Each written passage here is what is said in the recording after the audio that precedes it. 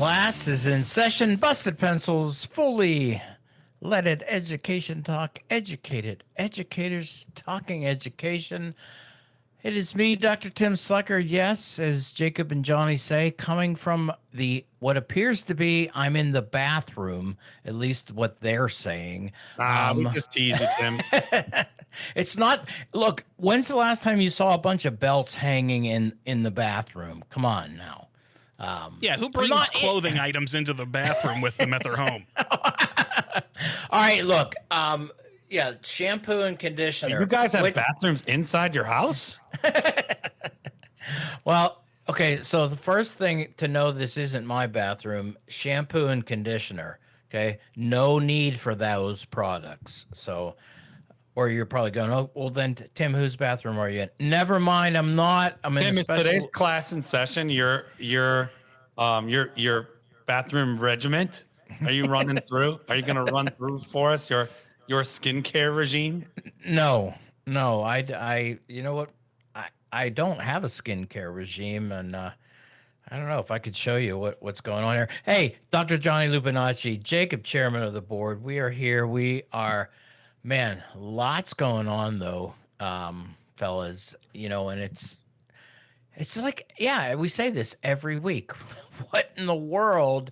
But you know, Johnny, anybody paying attention to any news right now is, you know, really familiar with what's going on in California and Los Angeles, particularly, you know, how this is playing out. We're not going to, in Busted Pencils, do a news story telling you what happened. But these are these moments, Johnny, where we say, boy, what's it like to be a teacher when these dramatic moments happen, current events in our place? What do teachers do? How do they react? And we know this is summer for a lot of teachers, and they're not in the classroom right now, and they're probably going, thank goodness, because they know that this is an issue.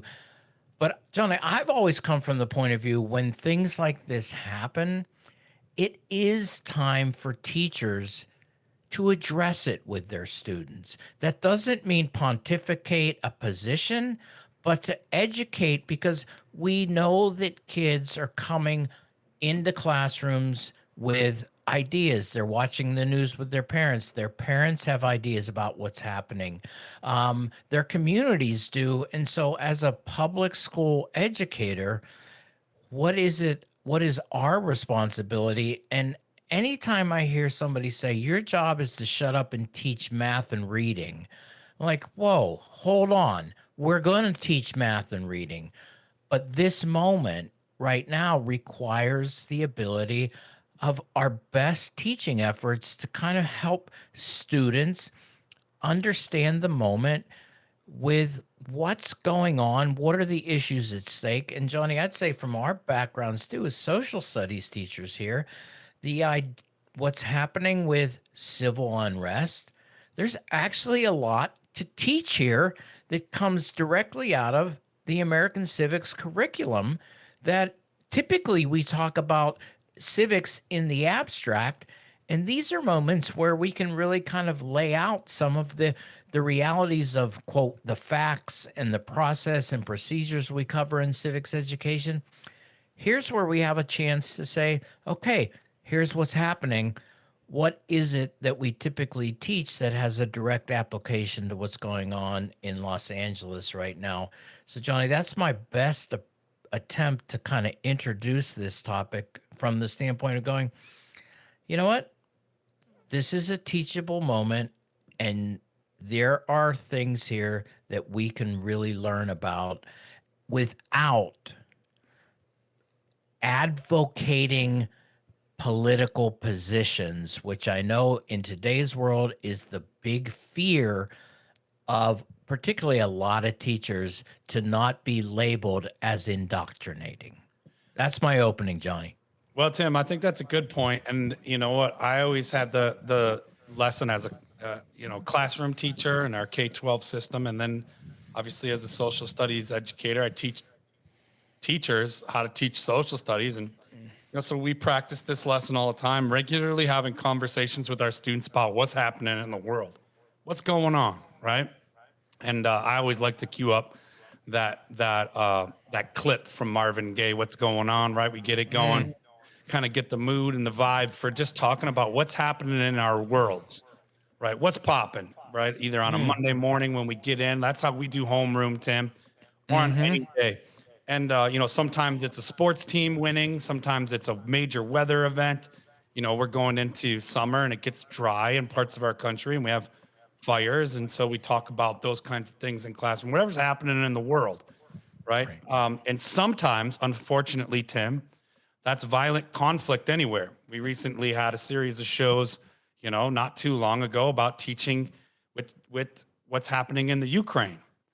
Having to be a teacher educator here where there's a large Ukrainian immigrant population and a lot of Ukrainian refugees in classrooms, teaching about family members that are close to violent conflict. We've had great shows talking about what's happening in Gaza, right, and how to teach responsibly about violent conflict anywhere in the world. And my biggest thing, Tim, is I love that this is kind of the focal point of our class and session today, is all great teachers listen to their students. So when you ask your students, especially as a social studies educator, you say, "What's happening in your world?" And they start talking and they start asking questions. And then I always cue up that sound bite from the Beastie Boys, right? "Where'd you get your information from, boy?" Right? So we talk about where we get our information from. And, depending on the age group, we have a developmentally appropriate conversation about what's happening in the world. Almost always for younger learners, I would say like 5th and 6th grade lower, we remind and we position ourselves as saying, "Hey, it's good that we talk about this because we may have seen some things on television.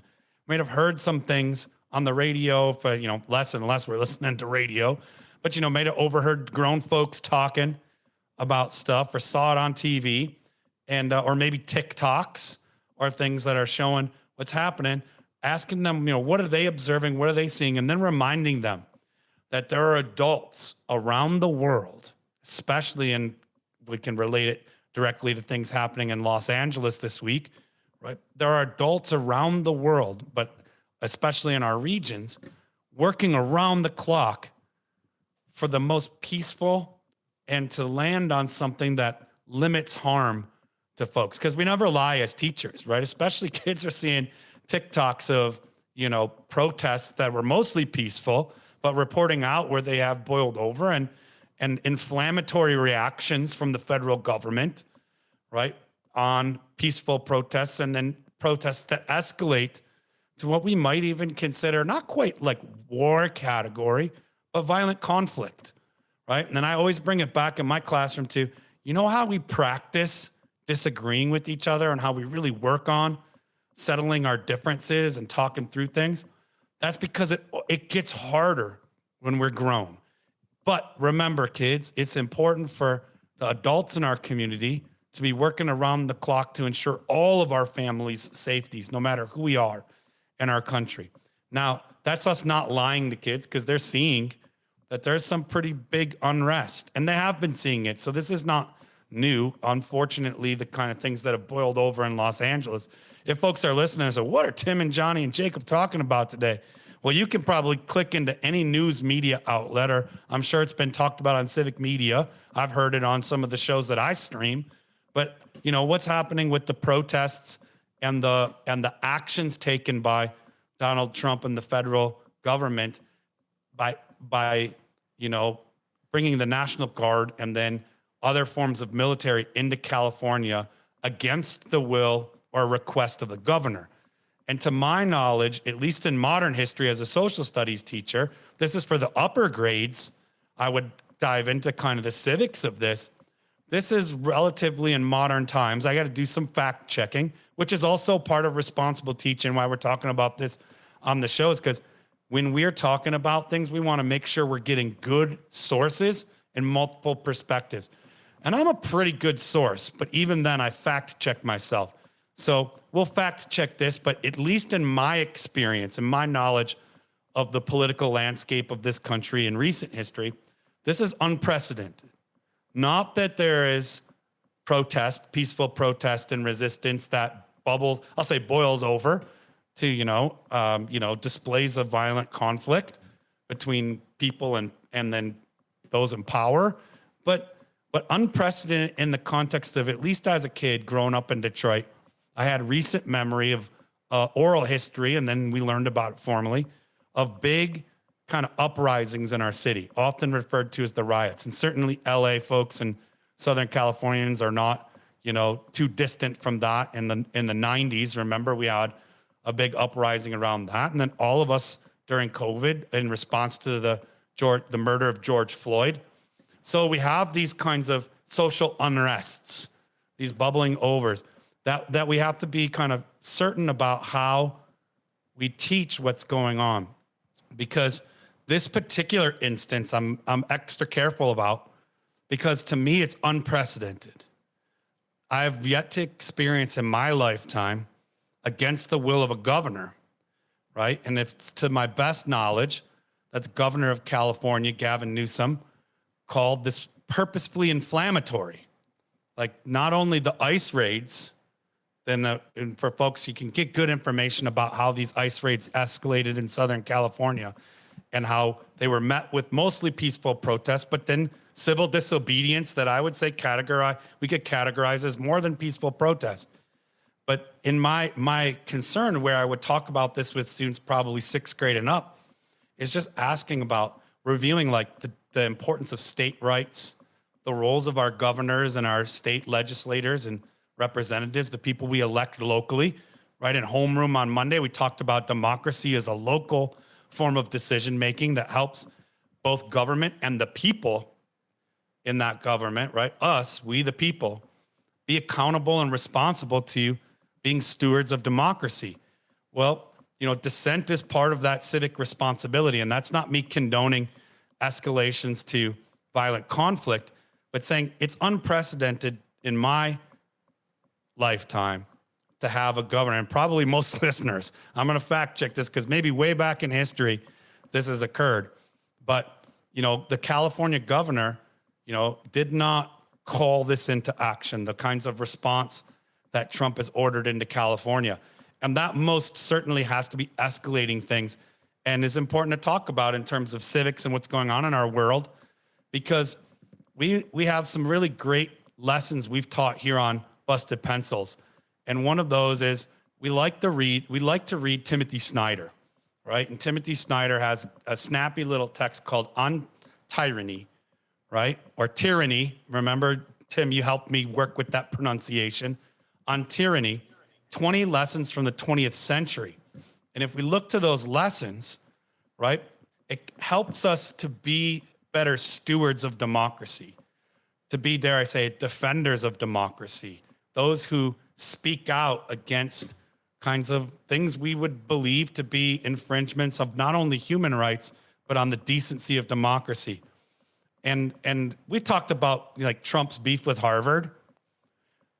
I feel like this is indicative. It's more serious, but it's pretty indicative of a similar kind of like flex on California, and in particularly Southern California, and in particular on a group of people who have high anxiety and a lot of fear around, around citizenship and ICE raids.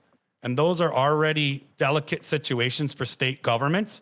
I don't think there's a listener out there that's not in a state that is not trying to figure out, being those grown-ups I talked about. We tell the little people, grown-ups are working around the clock to do the best they can to ensure safety for all families, right? That's implied in a democracy. That's part of being in a free country. So, every state we have listeners in is grappling with that tension. How are we, working with our families and communities around the threats of these ICE raids and what's happening with deportations? So, in particular, to overstep those state government lines is, to me, a really scary moment for democracy. I know we say that a lot on here. We talked about erosion of democracy, dismissal of the democratic process. And I'm not talking about Democrats and Republicans, but just those core values of democracy. Well, this time I know we've been through a lot of civil disobedience in this country. It's kind of a signifier of the free world. It's part of things. It can be scary. It certainly is dangerous. Any kind of violent conflict, there is no winner, right? And so I'm not condoning that. I'm also saying this one seems politically unprecedented and extra important to hear what kids are learning about. One, Tim, like you said, so that we can help be facilitators towards really good information. But two, so that we are not complicit in watching democracy go away. As that stuff is happening as teachers, right? I know we talked, Tim, about not having political positions imposed, but we have them and we model them. And I think that's what you do, Tim, and I do, and Jacob, you do it too, here on Busted Pencils, is we're saying, we're here, we're listening, we're not closing our eyes and turning our heads away from this. It's ugly, but let's talk about it. Let's figure out how we can prevent these kinds of things from escalating to the level of violent conflict that they're at without ignoring what got us there. And there's some real breach in democratic process that has escalated to this.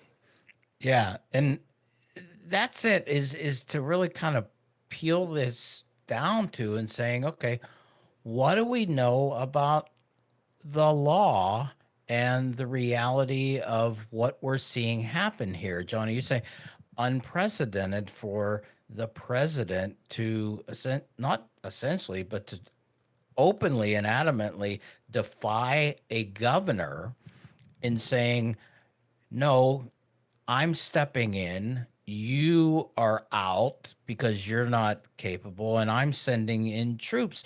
And somebody would say, I could remember one of my fifth graders saying, well, you know, he's the president, he's in charge, he's allowed to make that decision. You go, okay, wait, let's really unpack that aloud. Now, whether somebody does something or not, but is the president allowed to send in federal troops to a state to enforce the laws inside of the United States using the federal military to enforce the laws of the state? And the answer is no, except in incredibly extraordinary circumstances where the president, under feeling threat that the state or something is being taken over, then they can call this up. And to look at this and say, is that what's happening? Should the president have stepped in, or did the president go against what the law says should be the process here? And Jacob, I'm just thinking about you, being back. What do you not? I mean, no, don't worry, I'm not going to. But what do you remember about social studies teaching and hearing about the powers of the president versus a state government and things like this? You're a little bit closer to when teachers were, trying to put this across to you. Yeah. Tim, thinking about it, when I was in middle school or high school taking civics classes or social studies classes, I thought it was complete bunk, Tim, that the president should have to deal with all these levels of things, and this is why nothing can get done in this country, because we can't, it's all the power sharing.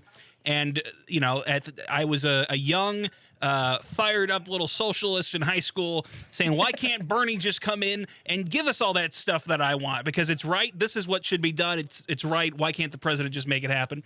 And then I turned 17 and realized, well, wait a minute. I matured more than most Americans did when I turned about 17. I said, well, if I have that power, then the other guy has that power when he's in charge. And wouldn't it be better if instead of having those powers, we divided it a bit and said, well, there's some checks and balances and the minorities still have their rights. Even if they're outvoted, you don't just, it's not tyranny of the majority. So, I think that Americans in general could use more of a civics lesson and could spend some more time reflecting on why some very smart people, the founding fathers, and not just them, the Enlightenment thinkers that they learned from, that they read, and all these ideas they absorbed, why did we set things up the way we did? I think a lot of people could stand to learn why, not just what. Yeah, and Jacob, thank you because listening today, and this reminds me, takes me back to again teaching fifth grade, the American history curriculum we taught, and Jacob, you talking about the founding fathers. One of the biggest fears that came out of the lead up to the American Revolution was the imposition of the British military to enforce the civic laws that were in place in the colonies.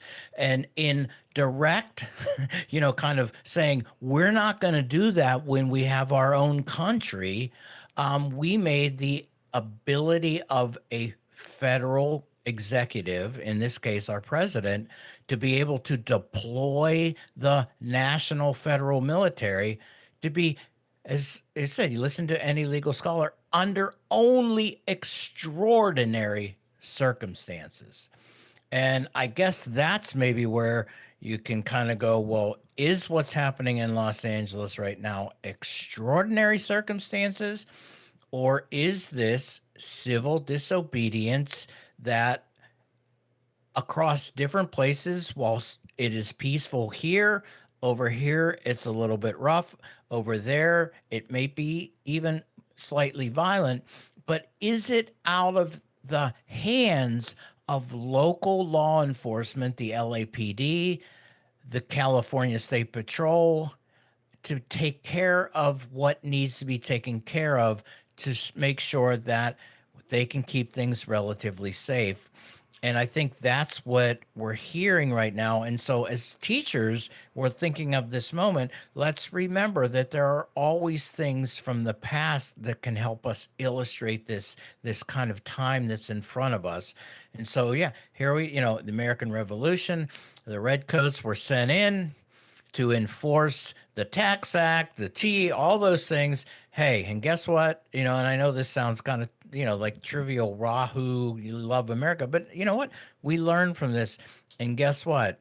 That really tried to stay and say a real fear of overarching, overreaching, over meddling, single power in one branch of the government, and being absolutely critical of saying that should never happen and only in extreme circumstances. So the question here, Johnny, as we're coming up on the end of this class is in session, is do we have extreme circumstances or not? I will say, really, matter of fact, I think circumstances were made to be more extreme and inflammatory than likely necessary.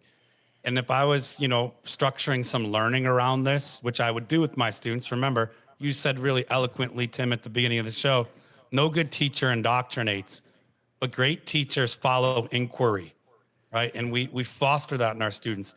So I would structure that around four main things to close us out, right? I would ask, okay, we're talking about this win and what happened. And I would say first category is recognizing and acknowledging and getting good information and multiple perspectives on that protesters clashed with police and troops on Sunday in Los Angeles. Those particular peaceful protests that escalated, right, emerged out of response to ICE raids in their communities, right? In particular, you can get information about maps and locations and where and how, but they raised kind of human rights alarms in our communities. And so there was, protesters that clashed with police. The other point, then the second thing I would kind of ask for us to do some inquiry around is, so then what happened?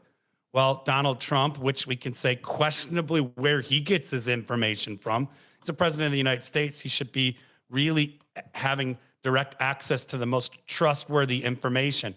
However, that's been skeptical with social media and digital information sharing age. So I think really quickly, Trump warned more troops would come, and around 300 California National Guard troops were deployed at 3 sites around Los Angeles. So let's learn about how that happened, which Tim brings up that third thing, how local authorities, so the mayor of Los Angeles, the governor of California, pushed back on Trump rather explicitly and hard, right? The mayor said that she believed, right, that these raids are now the federalization of troops to come into Los Angeles is an intentional effort to sow chaos in a city that's a tinderbox, right? So there's local elected people in power, a mayor and a governor, who says, we know what we're dealing with, follow the traditional chain of command, and if we need that help, let's work to you. Now, they both also acknowledge, so let's just say in our line of inquiry, right, that they are feeling that there's collaboration between the deployed National Guard in California and those powers. So the National Guard is operating traditionally how National Guards do, even though it wasn't Gavin Newsom and the mayor who deployed them, right? That's a little bit of the why I said this to me is unprecedented and important to talk about.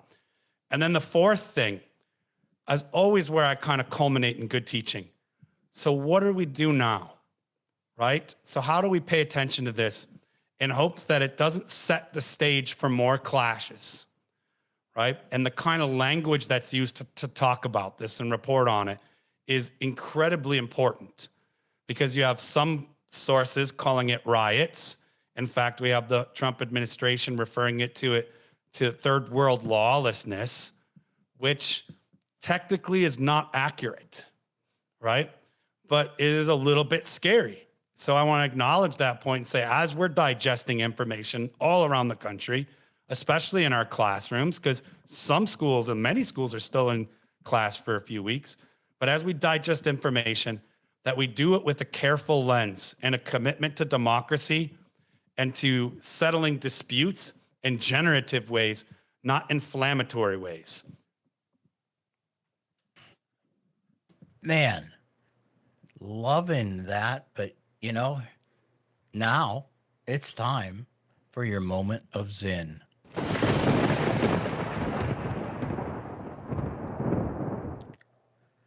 If those in charge of our society, politicians, corporate executives, and owners of press and television and social media can dominate our ideas, they will be secure in their power. They will not need soldiers patrolling the streets. We will control ourselves.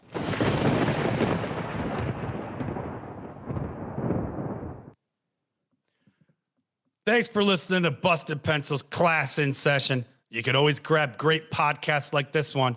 Just search Busted Pencils on Apple Podcasts, Spotify, and of course, you can always find us on the Civic Media website or at bustedpencils.com. Hey, and don't forget to find us throughout the week, every Monday, Wednesday, Friday, with homerooms, classes in session, and always loads of fun to wrap up the work week on Fridays with producer Jacob's Choice. And listen up, Pencil Busters.